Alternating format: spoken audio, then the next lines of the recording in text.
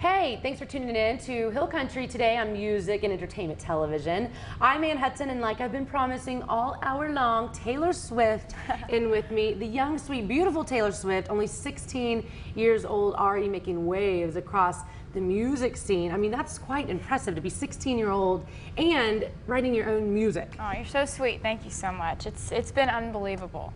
Well, when did you start? I mean, how does one create so many wonderful songs? I mean, I was reading you've already written over 150 songs, and I mean, getting humongous airtime with Tim McGraw, in case Taylor Swift, Tim McGraw, which we're gonna play the video for you here in a minute. But what inspired you for this song? Well, obviously Tim McGraw, but I don't know, at 16, it's such a young age, so. Well, I started out singing and stuff and dragging my parents to festivals and fairs and karaoke contests when I was like 10. Yeah. And that's what I did. I grew up in Pennsylvania in a place called Reading, which is right between the coal mines and the Amish country, which so there's a lot to do. But, you know, just started singing everywhere I possibly could. Did that for about a year until I came to Nashville for the first time. And I was 11, and I had this demo CD of me singing karaoke music, and was like, walked into every major record label and was like, hey, I'm Taylor, I'm 11, I want a record deal, call me, which, you know, didn't really pan out, but I went back home, and I think that's when I realized that I needed to be different. They see that sort of thing every single day. Right. So that's when I picked up a 12-string guitar and started playing and writing my own music, and, you know, I've written a lot of songs so far, and every song on this album, so I'm so excited about this because songwriting really changed my life and the way that my career went. Right. Well, I mean, and it's impressive, especially coming out as a Nashville artist. I mean, most of them don't write their own music. They're starting to, just because it's where the money's at too. Yeah. Residual, just sit there and get free checks. But let's talk about the Tim McGraw song. This is the one that's going to hit the top 20 this week, which is so impressive, especially at 16. I mean, you're probably going to run into comparisons like Leanne Rimes, I imagine. Do you get that at all, just from her young career going up? And do you, I don't know, is that what a direction you'd want your career to go? I think initially people make a comparison because of the age.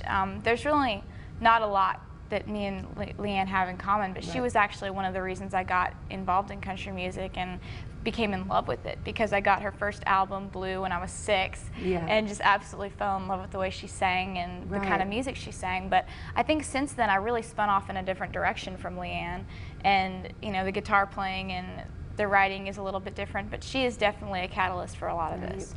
Well, I just think it's great and genius, because of course I do my radio shows as well, and this song Taylor Swift, Tim McGraw comes up, and I'm thinking, who names their song Tim McGraw? I mean, who does that? But I think it is brilliant in the fact that I see new artists all the time, get new records in all the time, and this particular song, because of the title of it, really made me want to research, like, who is this?